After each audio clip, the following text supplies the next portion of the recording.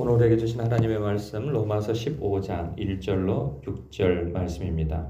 생명의 샘가 6월 21일 월요일 말씀 이웃을 기쁘게 하는 삶 함께 읽겠습니다. 믿음이 강한 우리는 마땅히 믿음이 약한 자의 약점을 담당하고 자기를 기쁘게 하지 아니할 것이라. 우리 각 사람이 이웃을 기쁘게 하되 선을 이루고 덕을 세우도록 할지니라. 그리스도께서도 자기를 기쁘게 하지 아니하셨나니 기록된 바 주를 비방하는 자들의 비방이 내게 미쳤나이다 함과 같으니라.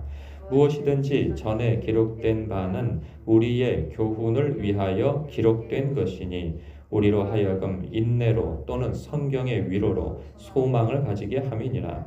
이제 인내와 위로의 하나님이 너희로 그리스도 예수를 본받아 서로 뜻이 같게 하여 주사 한 마음과 한 입으로 하나님 곧 우리 주 예수 그리스도의 아버지께 영광을 돌리게 하려 하노라. 아멘.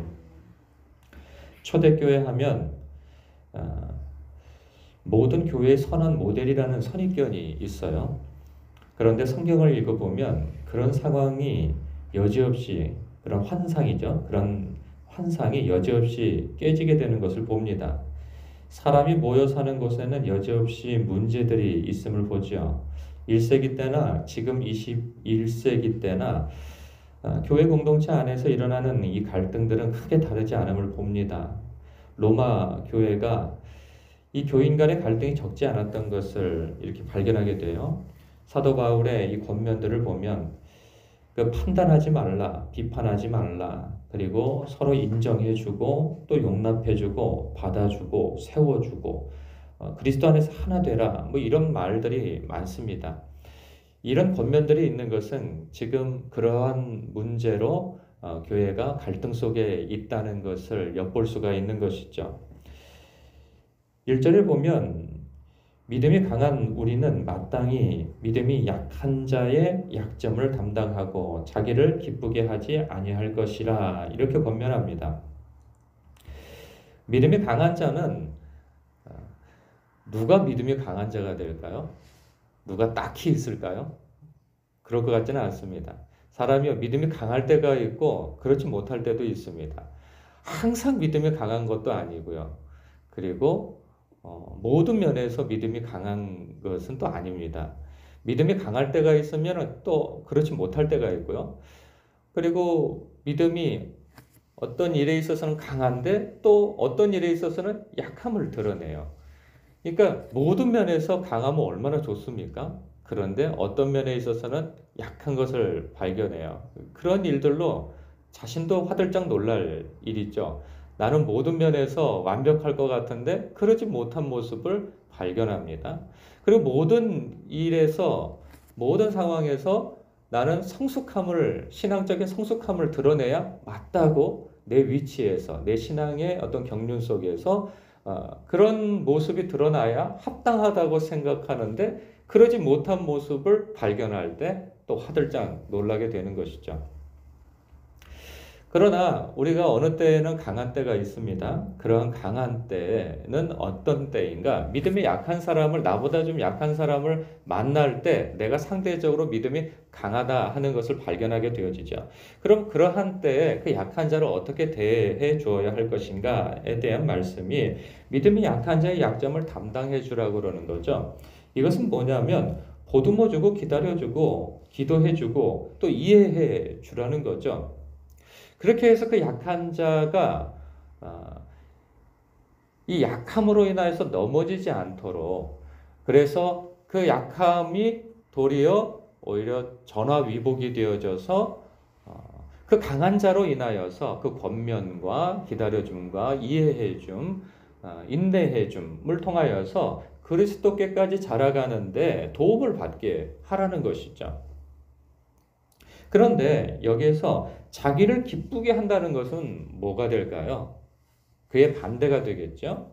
그 약한 신자, 상대적으로 나보다 어떤 부분에 있어서 이해가 부족하고 그리고 깨달음이 부족하고 그 행동이 또 깨달은 것에 못 미쳐서 이상 행동을 하는 사람들이 있습니다. 그런 사람들을 볼 때 그들을 판단하고 그리고 비난하고 비판하고 정죄하고 수군수군 하는 거죠.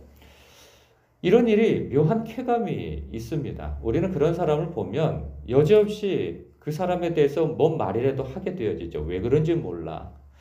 그러면서 나와 마음이 맞고 혹은 그 한 사람이든 어떤 대상이든 같은 어떤 좀 불편한 마음을 가진 사람끼리 그 사람에 대해서 그 약함을 이렇게 지적하고 얘기하고 수군수군하게 되어져요.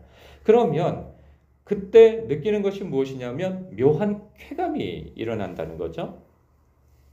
왜 쾌감이 일어나는가?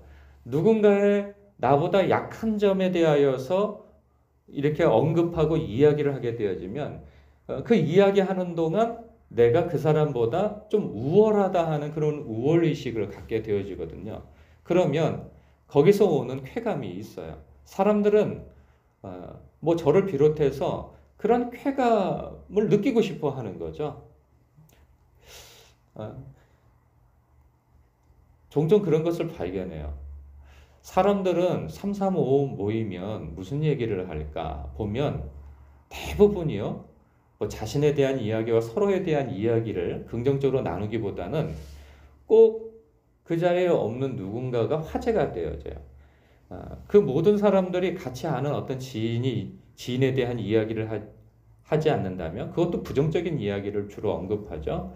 그런 사람이 없다면 하다못해 연예인이라도 끌고 와가지고 화제가 되어져서 그 사람의 좋지 않은 점을 부각하고 뭐 그것에 대해서 이야기를 하는 거죠. 이게 기쁨이 돼요. 그러니까 하는 거죠. 그런데 이렇게 자기를 기쁘게 하지 말라는 말씀을 합니다. 어찌 보면 우리의 그 본성을 거스르는 행동을 좀 하라는 거죠. 우리는 너무 익숙해요. 다른 사람에 대해서 이야기하는 것이. 그러니까 그 남들도 다 하는 것이니까 어느 때에는 내가 해도 괜찮다는 생각을 갖게 되어지죠. 왜냐하면 모든 사람이 그러니까 나를 비롯해서. 그것도 좋은 면으로 또 포장을 해서 이야기를 하니 그래도 괜찮다고 더욱 생각을 하게 되어지는 것이죠. 그런데 이것이 입장을 바꿔놓고 내가 그러한 화제거리가 된다고 생각하면 어느 누구도 그걸 괜찮다고 생각하는 사람은 아무도 없습니다. 그래서 주님께서는 입장을 바꿔놓고 생각해 보라는 그러한 말씀도 하신 바가 있죠. 2절에 보면 우리 각 사람이 이웃을 기쁘게 하되 선을 이루고 덕을 세우도록 할지니라. 여기서 이웃은 좀 확대해서 이야기하는 것 같지만 그렇지 않습니다. 문맥상으로 보면은 그 교회 공동체의 식구들, 형제들로 볼 수 있는 거죠. 그러니까 우리 각 사람이 우리 교우들을, 그러니까 형제들을 기쁘게 하되 선을 이루라는 거죠. 그러니까 여러분 기쁘게 한다는 것은 뭐 아무 일이나 다 받아주고 아무 일이나 다 뭐 상대방을 기쁘게 해주는 그런 것은 아닙니다. 그러니까 뭐 되지도 않을 일들에 대해서 다 받아주고 뭐 다 용납하고 뭐 무조건적 수용을 하는 그런 이야기는 아닌 것이죠. 그러니까 이웃을 기쁘게 하되 어떤 방향에서 기쁘게 할 것인가? 선을 이루는 방향에서인 거예요. 그럼 뭐냐면 상대를 유익하게 하는 거죠. 그러면 어떤 방향으로 유익하게 할 것이냐? 그것은 덕을 세우는 방향에서 유익하게 하라는 거죠. 그러면 덕을 세우는 것은 뭐냐? 그것은 바로 교회의 덕이고 그리고 주님의 몸된 교회가 성숙하게 되어지는 방향에서 기쁘게 하라는 거죠. 그러니까 기분 맞춰주라는 것이 아니고 그 사람이 그리스도 안에서 자라가기를 어느 때는 기다려줘야 할 필요가 있는 것이고요.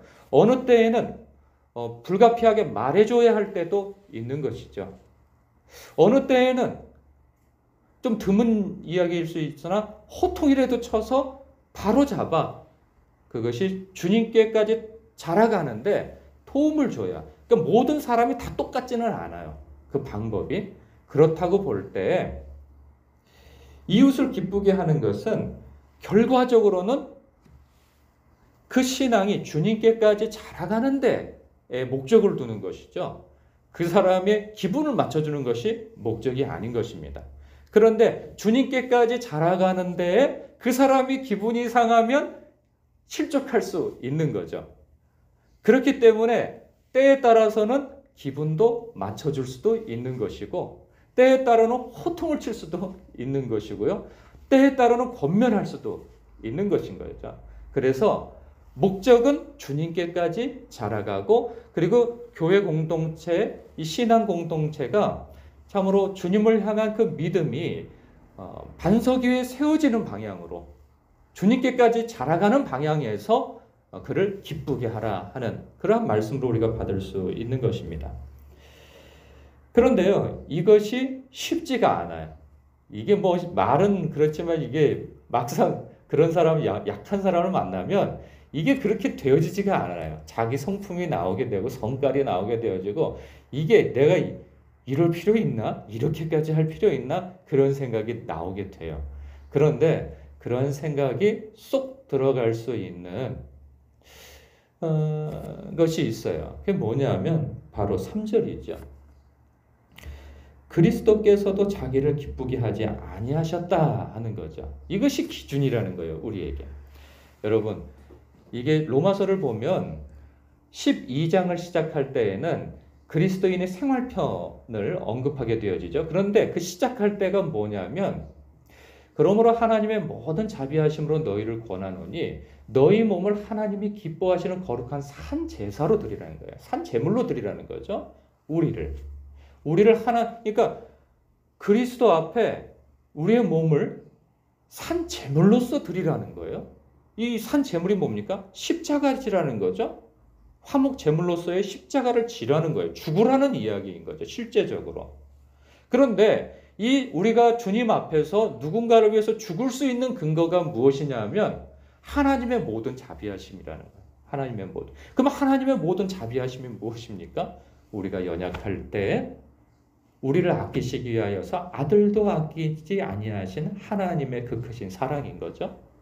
우리가 연약하고 죄인 되었을 때 자기 몸을 기꺼이 십자가의 제물로서 내어주신 우리 주 예수 그리스도의 사랑인 것이죠. 이것이 확 보편적으로 넓어지면 이게 실감이 더 안 나는데, 내가 허물과 죄로 죽은 자이고 하나님을 대적하고 하나님에 대해서 무관심하고 심지어는 하나님에 대하여서 조롱을 하던 그러한 나인데, 내가 바로 그러할 때 주님께서 오래 참으심으로 때로는 사람을 붙이셔서 격려를 하시고, 때로는 전도하고, 때로는 인내해 주시고 기다려 주시고 하는 모든 과정 속에서 지금의 내가 있게 하셨다 하는 거죠.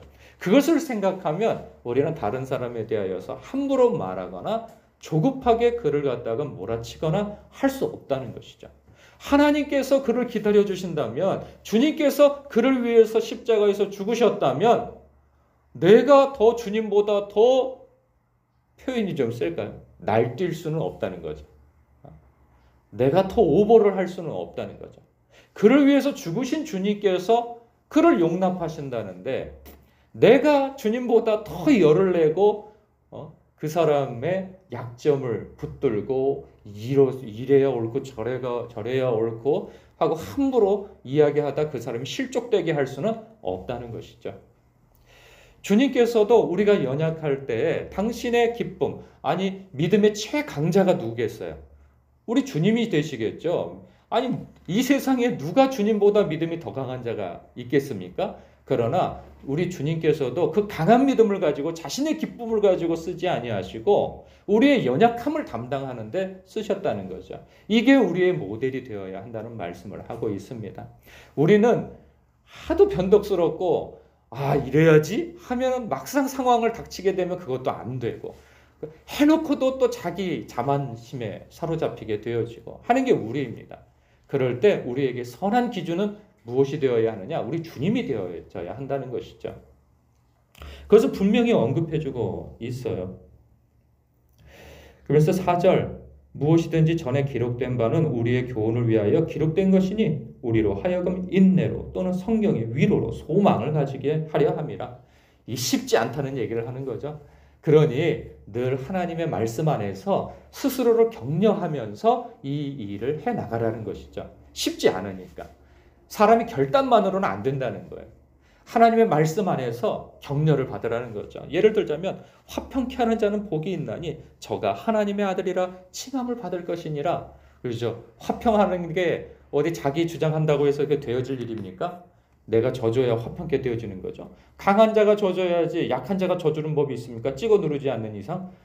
그러나 우리 주님 안에서의 화평은 내가 죽는 방법으로 화평케 되어지는 것이죠. 그런데 이러한 사람이 호구나 쪼다나 바보가 아니고 하나님의 아들이라 딸이라 일컬음을 받게 되어진다고 하니 그것이 우리의 격려가 되어지는 것이죠. 세상 모든 사람들이 호구로 보고 바보로 보고 미련한 자로 보지만 우리 주님께서 네가 내 아들이구나, 네가 나를 닮았구나 라고 말해 주신다면 그것이 우리에게 위로가 되고 격려가 되어지는 것이죠. 그럴 때 내가 손해보는 것 같을 때 그래 이게 맞아 하고 인내할 수 있는 것이죠. 그리고 주님께서 주신 그 소망을 붙들고 우리는 또 한 걸음을 내디딜 수 있는 것입니다. 그래서 5절, 6절은 이러한 염원을 담고 그리고 이러한 기도로서 우리가 어떻게 주님 앞에서 서야 하는가를 말씀해 주고 있어요. 이제 인내와 위로의 하나님이 너희로 그리스도 예수를 본받아 서로 뜻이 같게 하여 주사 한 마음과 한 입으로 하나님 곧 우리 주 예수 그리스도의 아버지께 영광을 돌리게 하려 하노라. 주님께서 원하시는 방향이 이거라고 말씀하고 계세요. 그러니 주님의 뜻이 이것이라고 한다면 우리가 하나님의 영광을 위하여서 어떤 역할을 감당해야 할까 생각이 분명해지죠. 강한 자는 약한 자의 그런 약함을 담당하는 것으로 그리고 나를 기쁘게 하지 않는 것으로 주님 닮는 삶의 방법으로 우리가 주님의 몸된 교회를 성숙하고 건강하게 세워나가는데 우리가 역할을 하여야 할 것입니다. 기도하겠습니다.